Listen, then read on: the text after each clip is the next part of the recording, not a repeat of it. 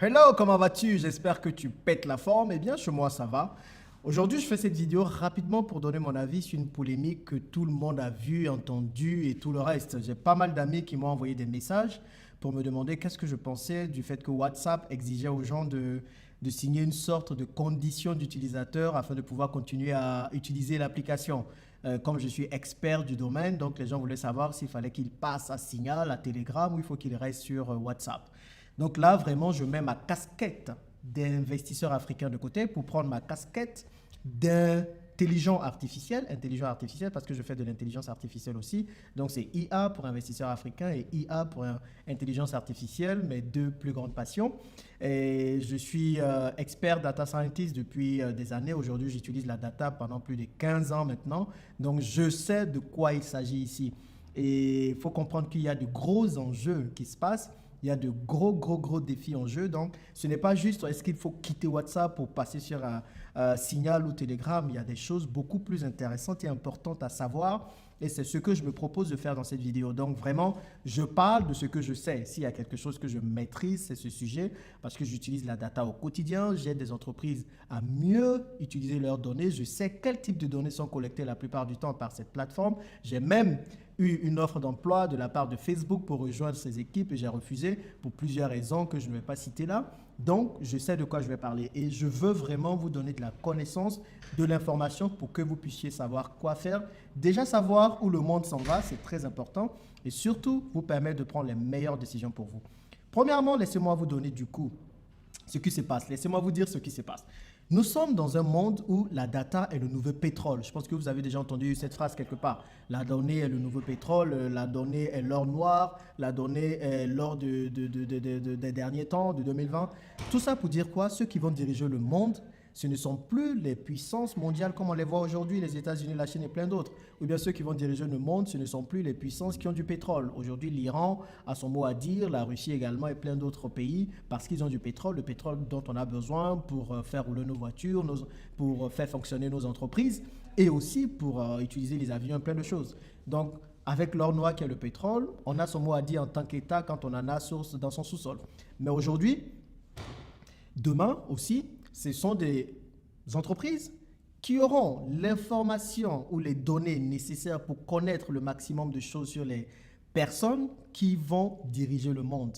Et on parle beaucoup des GAFAM, Google, Amazon, Facebook, Apple et Microsoft, qui sont des entreprises qui collectent beaucoup d'informations sur nous. En gros, aujourd'hui, ce sont des entreprises un peu qui ont des plateformes État ou qui sont des plateformes État. Facebook à lui seul compte à peu près plus de 6,6 milliards d'utilisateurs dans le monde, avec WhatsApp qui en compte 2 milliards, Instagram qui en compte à peu près 1 milliard. Donc vous imaginez ce que ça représente. La population de la Chine aujourd'hui est de 1,4 milliard. Donc ça veut dire que Facebook fait déjà un peu moins de 2 fois la Chine, vous imaginez.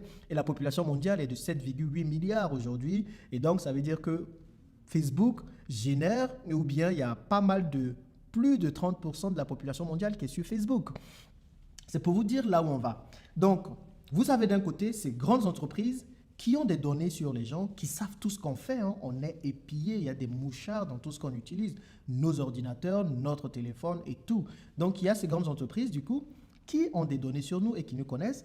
Et vous avez le pouvoir politique, nos gouvernements, nos chefs d'État, nos présidents, qui ont compris cela, qui ont compris qu'ils sont en train de perdre du terrain. Parce que demain, ce ne sont plus eux qui vont diriger, mais c'est Facebook qui va exactement dire ce qu'il faut qu'ils fassent. Vous avez déjà vu certainement avec Twitter que Twitter a décidé de bloquer le compte de Donald Trump, qui est quand même le président d'une des plus grandes puissances mondiales, d'une des deux plus grandes puissances mondiales en fonction de comment est-ce qu'on le regarde entre la Chine et les États-Unis. Donc, vous imaginez si Twitter peut se permettre de faire cela, imaginez ce que Twitter peut faire avec nous autres consommateurs. Donc demain, ce n'est plus les chefs de gouvernement qui diront qui doit parler ou qui ne doit pas parler. Ce sont des compagnies comme Google, comme Facebook, comme Twitter, tous ces réseaux sociaux qu'on connaît. C'est eux qui donneront la liberté d'expression aux gens, même aux politiques.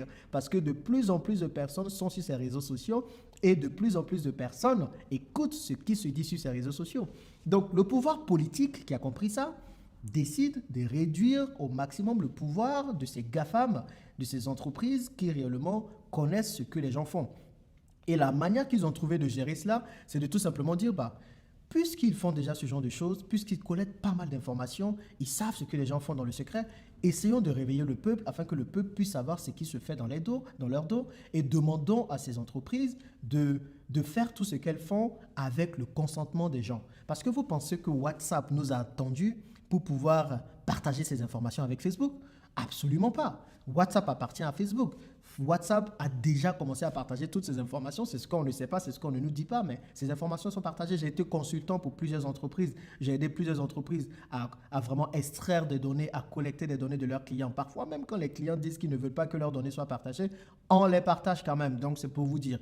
Maintenant, comme il y a ces pouvoirs politiques qui demandent à WhatsApp de clarifier tout, c'est pour ça qu'aujourd'hui, WhatsApp demande à ses utilisateurs de signer ces conditions d'utilisation afin de pouvoir continuer à utiliser l'application. C'est un peu une forme d'ultimatum. Bon, ils ont reporté cela un peu plus tard, mais le but c'était de vous dire, bah, vous signez pour pouvoir continuer, sinon vous ne continuez pas. Donc voilà ce dans quoi on se trouve. C'est une guerre entre les GAFAM, qui sont des sortes de plateformes États, et les États eux-mêmes qui voient leur pouvoir être de plus en plus réduit au profit de ces GAFA. Donc, c'est dans ce système que nous nous retrouvons. Les pouvoirs politiques ne s'intéressent pas tant que ça à nous, hein, à nous. On nous parle de protection des données personnelles et tout, mais ce n'est pas ça le vrai problème. Je ne pense pas que nos chefs d'État s'inquiètent pour ça. Ils pensent à leur pouvoir, ils pensent au terrain qu'ils sont en train de perdre au profit de ces entreprises. Et ce qu'ils ont trouvé, c'est de réveiller la population, de mettre à nu ce que ces entreprises font afin de pouvoir soulever la population. Ben voilà, c'est ce qui se passe. Donc, ce n'est pas juste une question de est-ce qu'il faut quitter WhatsApp, est-ce qu'il faut prendre Signal,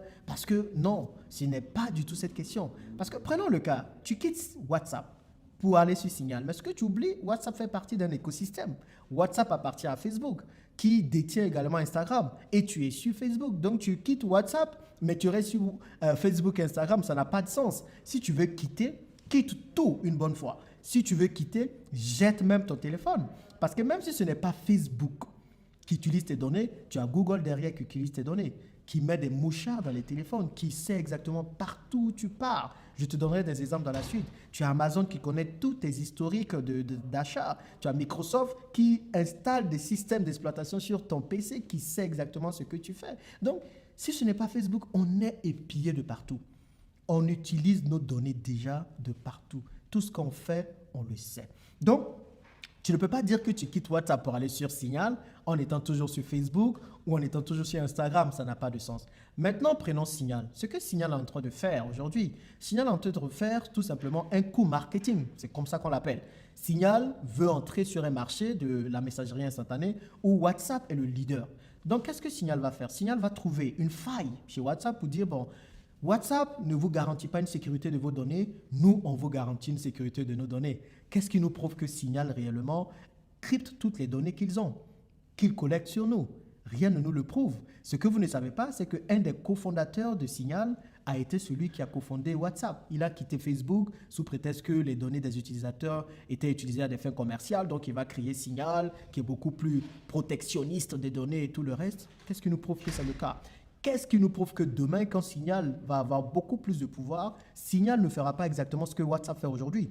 Donc, en gros, ce que vous faites, vous quittez WhatsApp, qui est un monstre, pour aller vers un monstre en devenir. Parce que toutes ces applications gratuites que nous utilisons, comment vous pensez qu'elles se rémunèrent?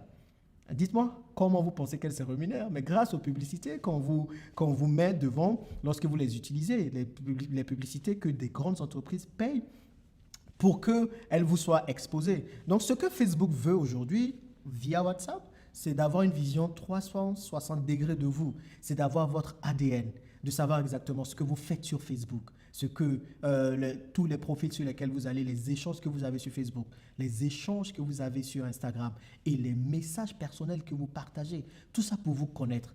Dans quel but? Tout simplement pour prédire votre prochain pas, pour prédire vos habitudes de consommation, pour savoir quelles sont les meilleures publicités à vous pousser, quels sont les meilleurs produits à vous pousser afin de vous pousser à l'achat. C'est quelque chose que je fais et c'est comme ça que ça marche. Ça, c'est le côté commercial. Mais derrière, il y a beaucoup de choses. Facebook peut faire beaucoup de choses de vos données. Et c'est ça qui fait peur et c'est ce qu'il faut comprendre. Donc, pour moi, le débat ne se trouve pas entre WhatsApp, Signal et tout ça, non. Le débat aujourd'hui, il doit être centré sur notre responsabilité quand on utilise ces plateformes. Il est urgent aujourd'hui, lorsque tu utilises ces réseaux sociaux, d'être le plus responsable possible. Il faut savoir ce que tu fais dessus. Il faut savoir ce que tu postes. Il faut savoir ce que tu publies. Même quand tu envoies des messages personnels, il faut savoir que demain, cela peut être exposé au grand jour. Récemment, moi, j'avais un numéro de téléphone sur WhatsApp que je n'avais pas utilisé depuis 1 an et j'ai décidé de remettre ce numéro dans un téléphone pour utiliser WhatsApp parce que j'avais besoin d'un autre WhatsApp pour pouvoir vraiment segmenter mes activités. Et quand j'ai mis la puce, quand je créais plutôt le compte WhatsApp, WhatsApp m'a demandé si je voulais les anciens messages, si je voulais vraiment restaurer les anciens messages. J'ai cliqué oui pour comprendre. Et là, je me suis rendu compte que WhatsApp m'a restauré 3 ans d'historique. 3 ans d'historique de mes messages, de mes photos que j'ai partagées et également des documents. Ça veut dire que ces informations étaient stockées quelque part. Donc, même si on vous dit qu'elles sont cryptées, ceux qui ont crypté ces informations peuvent les décrypter. Donc, ce n'est pas vraiment crypté. Tout ça, c'est su. Nous sommes suivis. Nous sommes suivis. Donc, la meilleure chose à faire, c'est de ne pas quitter une plateforme, d'aller vers une autre. La meilleure chose à faire, c'est de tout simplement être responsable. Parce que vous prenez Google, Google également sait ce que vous faites. Il y a ce qu'on appelle le géofencing ou la géolocation que moi je fais. Parfois, il ne vous est pas arrivé de passer par un magasin et de recevoir tout de suite un message qui vous dit « Ah, vous passez à côté de ce magasin, imaginons c'est un magasin de vêtements, vous avez 20% si vous rentrez dans le magasin. » Parce qu'il y a des GPS qui sont intégrés à vos téléphones.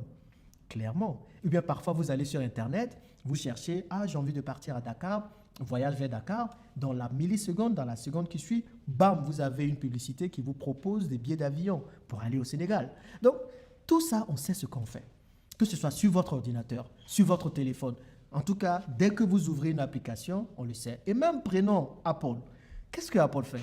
On a commencé cette histoire de face lock ou face unlock. En gros, vous utilisez votre visage pour déverrouiller votre téléphone. En gros, un téléphone qui est verrouillé, vous arrivez à le déverrouiller en mettant votre image, en mettant votre visage.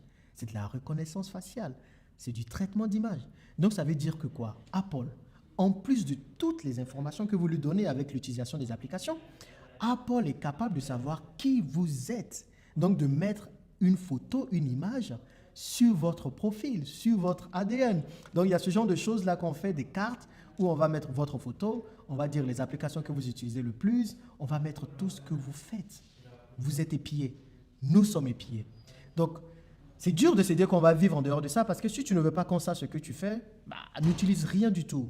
Pas de téléphone, pas d'ordinateur. Parce que sur les ordinateurs aussi, il y a ce qu'on appelle les cookies, tout ce que vous faites dans vos navigations, quand vous surfez, on le sait. Parfois, il y a certains qui utilisent la navigation incognito. Ils se disent qu'on ne sait pas ce qu'ils font, mais on sait, hein. On sait tout. Les sites bizarres sur lesquels vous allez là, on les connaît aussi. On arrive à rentrer dans des algorithmes pour pouvoir les ressortir. Ça, c'est ce que je fais en tant que data scientist. C'est ce que je fais en tant qu'utilisateur de données, gestionnaire de données, valorisateur de données, tout ce que vous voulez. Donc, c'est des choses qu'il faut savoir. C'est pour ça que je le porte à votre connaissance. Et même quand vous prenez les téléphones aujourd'hui, vous pensez que c'est pour le plaisir qu'on met des caméras devant. Pour certains, c'est pour faire beau, c'est pour faire des selfies. Non, c'est pour constamment savoir où vous êtes, constamment vous suivre. Parce que certains ils ont compris qu'avec le téléphone sur l'autre face, on pouvait poser le téléphone de sorte à cacher la caméra. Maintenant, vous avez une caméra devant, donc on sait. Donc, vous êtes épié, on sait où vous allez, on sait ce que vous faites, on sait ce que vous partagez, on sait tout. Quand vous savez ça, quitter une application pour une autre n'est pas la solution. Parce que c'est la même chose qui va être là-bas. Toutes les applications peuvent se vanter d'être protectionnistes de nos données, de respecter la protection de nos données, mais on ne sait pas ce que ces applications font dans les détails. Donc, ce que vous devez faire, c'est d'apprendre à vous protéger vous-même, à faire attention à ce que vous postez sur les réseaux sociaux, à faire attention à ce que vous postez sur WhatsApp, aux échanges que vous avez. Moi, je dis toujours ça.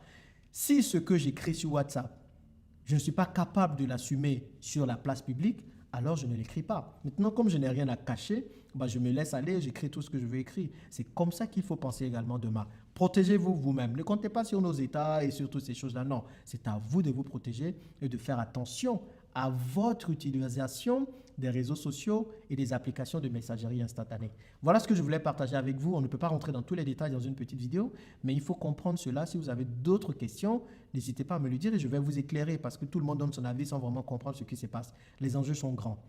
Les États ont compris que ces plateformes peuvent devenir des États demain et diriger le monde. C'est déjà le cas d'ailleurs. Donc, il faut faire attention à ce que vous faites sur les réseaux sociaux.